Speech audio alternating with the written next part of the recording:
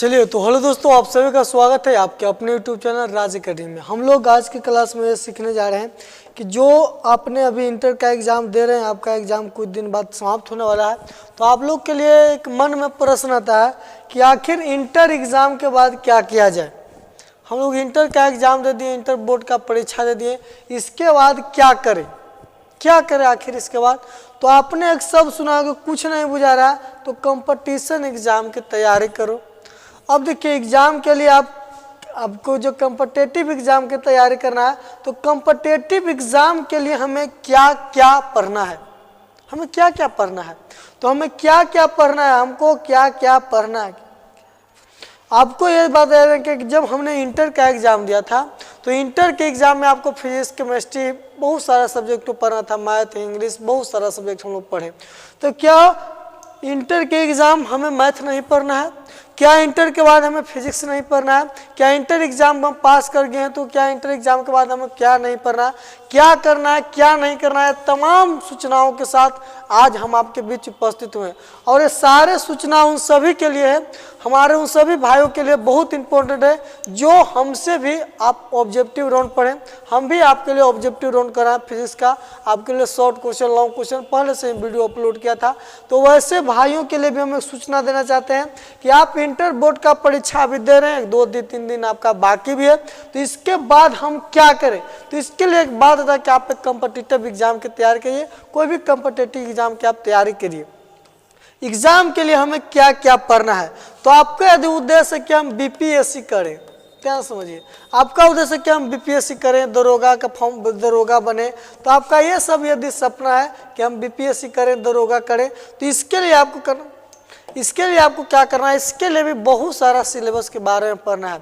और उन तमाम सूचनाओं को हम आज आपके बीच रखेंगे कि आखिर पढ़ना क्या क्या है, कैसे कैसे हमें पढ़ना है, हम आपके लिए क्या क्या करने जा रहे हैं। इस वर्ष आपके लिए बहुत सारा इस वर्ष मिलेगा। आपको क्या करना है, यदि आप किसी बीपीएससी का तैयारी करना चाहते हैं या आप किसी छोटे एग्जाम की भी तैयारी करना चाहते हैं, आप किसी भी एग्जाम का तैयारी करना चाहते हैं, केवल बीपीएससी नहीं, आप किसी भी एग्जाम का तैयारी करने वाले हैं, तो आपके लिए 2-3 चीज काफी इंपॉर्टेंट है। ध्यान से समझिए, आपके लिए 2-3 चीज काफी इंपॉर्टेंट है।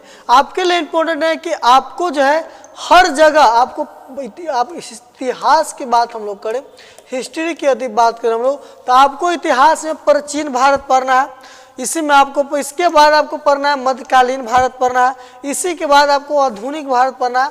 यानी इतिहास को 3 टर्म में हम लोग बांट दिए।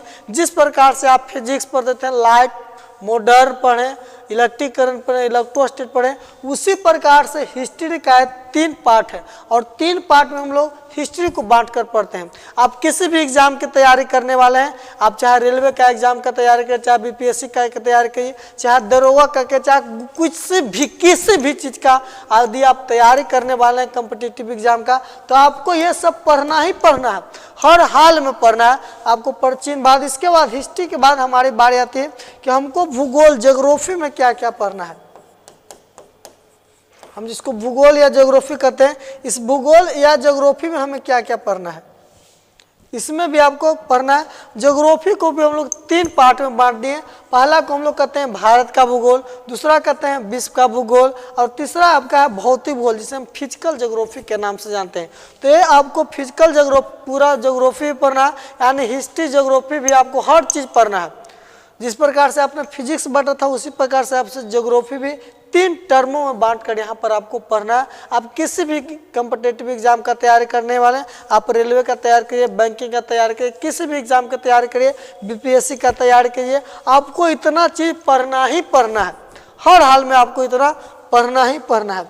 इसके बाद आपका आता है कि और हमें क्या क्या पढ़ना है। बड़ी परेशान हो रहे हैं हम, अब क्या क्या पढ़ना है भाई। तो अब आपके लिए क्या क्या पढ़ना है, इसके बारे में सीखें। आपको नागरिक शास्त्र, जिसे हम लोग पॉलिटी के नाम से जानते हैं, ये भी आपको पढ़ना है। अर्थशास्त्र, जिसे हम लोग इकोनॉमिक्स के नाम से जानते हैं, ये भी पढ़ना है। इसके बाद आपको पढ़ना है भौतिकी शास्त्र, जिसे हम लोग फिजिक्स कहते हैं, आपको पढ़ना है रसायन शास्त्र जिसे हम केमिस्ट्री कहते हैं, आपको पढ़ना है जीव विज्ञान जिसे हम बायोलॉजी कहते हैं। इसके बाद कई ऐसे एग्जाम हैं जहां पर दो चीज़ का काफ़ी वैल्यू है। जैसे आपका जो हिंदी हो, हिंदी आपको बीपीएससी के एग्जाम में भी हिंदी पढ़ना है, और दरोगा के यदि आप फॉर्म भरते हैं, दरोगा की तैयारी करते हैं, उसमें भी आपको हिंदी पढ़ना है, तो हिंदी भी आपको पढ़ना है। इसके बाद बारी आती है अंग्रेजी। अंग्रेजी भी आपको पढ़ना है। एसएससी वगैरह का भी यदि एग्जाम देते हैं तो एसएससी में अंग्रेजी से भी प्रश्न पूछे जाते हैं। आप डीआरडीओ का फॉर्म भरते हैं, डीआरडीओ पढ़ते हैं, तो डीआरडीओ में भी आपको अंग्रेजी से प्रश्न आते हैं। तो आपको हिंदी बीपीएससी का आप तैयारी करने वाले हैं, या आप दरोगा का तैयारी करने वाले हैं, आप एसएससी जीडी का तैयारी करते हैं, उसमें भी आपको हिंदी से प्रश्न आए हैं। आप यदि एसएससी का प्योर तैयारी करने वाले हैं तो आपको अंग्रेजी से प्रश्न भी पूछे जाते हैं। इस वर्ष थोड़ा बहुत बदलाव भी किया गया है इसके सिलेबस में। इसके बाद हमें मैथ में क्या पढ़ना है, इसके बाद हमें मैथ में क्या पढ़ना है, गणित। हमें मैथ गणित में क्या क्या पढ़ना है, आपको जो है गणित में पढ़ना क्या, पूरा सिलेबस आपके सामने है, और भी कई चीज़ को पढ़ना है, लेकिन उतना टाइम नहीं होने के कारण आपको सब चीज़ हम लिख नहीं पाए हैं। लेकिन इतना कम से कम आपको चाहिए। हम एक बेसिक आपको पिलर टाइप का एक ढाल देंगे, आप कहीं पर भी पढ़िएगा आपको समझ में आएगा। जैसे हम संख्या पत्ती आपको थोड़ा सा पढ़ा दिए, आप पढ़ के यहाँ से आप कहीं भी दूसरा कोचिंग में भी पढ़ते हैं, या कहीं ऑनलाइन में पढ़ते हैं, या किसी सर से पढ़ते हैं, तो आपको समझ में आएगा। क्योंकि मैथ का ABCD क ख ग हम ही बता सकते हैं, और वो क ख ग आपको बेहतरीन तरीका से पढ़ना है और सीखना है कि क ख ग में हमको कैसे पढ़ना है। तो कम से कम हर चीज़, चाहे हिस्ट्री हो, पॉलिटी हो, इकोनॉमी हो, फिजिक्स हो, केमिस्ट्री हो, बायोलॉजी हो, हिंदी हो, कुछ भी रहे, हम आपको एक बेसिक टाइप का देंगे। और वो बेस यदि आपको बन जाता है, आप किसी सर से पढ़िए, कहीं जाकर पढ़िए, आपको वो हर चीज़ समझ में आने लगेगा। लेकिन एक बार बेसिक हम आपको पढ़ा देंगे, आप पढ़ सकते हैं आराम से, फ्री ऑफ कॉस्ट, एक भी पैसा आपको नहीं देना। इसी यूट्यूब चैनल पर ऑनलाइन चलेगा, पूरा फुल सुविधा के साथ इस वर्ष 2023 में हम करने वाले हैं। मैथ में आपको पढ़ना संख्या पत्ती, नंबर सिस्टम, इसके बाद एचसीएफ एचसीएम पढ़ना है, इसके बाद आपको दशमलव पढ़ना है, इसके बाद आपको पढ़ना है वर्गमूल, इसके बाद घनमूल पढ़ना है, इसके बाद आपको घातांक करनी पढ़ना है, इसके बाद आपको औसत पढ़ना है, इसके बाद और आय संबंधित प्रश्न पढ़ना है, इसके बाद अनुपात रेशियो पढ़ना है, इसके बाद आपको पढ़ना है साझा पढ़ना है, पार्टनरशिप, इसके बाद पढ़ना है समय तथा कार्य पढ़ना है, इसके बाद आपको पढ़ना है पाम तथा टंकी पढ़ना है, मिश्र समानुपात पढ़ना है, समानुपात, इसके बाद आपको पढ़ना है समय तथा कार्य, समय तथा दूरी, इसके बाद आपको पढ़ना है मैथ में नाव एवं धारा, इसके बाद पढ़ना है आपको रेलगाड़ी, इसके बाद आपको पढ़ना है दौड़ रेस, इसके बाद आपको पढ़ना है परसेंटेज, इसके बाद पढ़ना है आपको लाभ हानि, इसके बाद आपको पढ़ना है साधारण ब्याज, इसके बाद आपको पढ़ना है चक्रवृद्धि ब्याज, इसके बाद आपको पढ़ना है क्षेत्रमिति।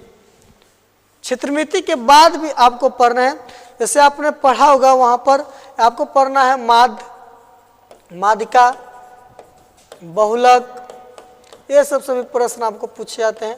माध्यिका, बहुलक, ये सब चीज़ को भी आपको मैथ में पढ़ना है। तो इतना तमाम सब्जेक्ट के साथ हम आपको एक सूचना दे रहे थे कि आपको बोर्ड के एग्जाम, इंटर बोर्ड के एग्जाम, 12th पे एग्जाम हम क्या करें। तो आपको इसी यूट्यूब चैनल पर बिल्कुल फ्री हर चीज़ का हम एक बेस टाइप का आपको पढ़ाएंगे, हर रोज डेली बेस आपको देंगे। और इस बेस को यदि आप अपने अंदर इन कर लेते हैं, आप कहीं भी पढ़िए, आपको फुल समझ में आएगा। या आप हमसे भी पढ़ सकते हैं, फ्री, पैसा थोड़ी ना लग रहा है, फ्री पढ़ने में क्या जाता है, कुछ नहीं जाता है। इसके बाद आपको रीजनिंग में क्या क्या पढ़ना है, रीजनिंग में भी आपको बहुत सारे टॉपिक को पढ़ना है, लेकिन आप आराम से यहाँ से समझिए।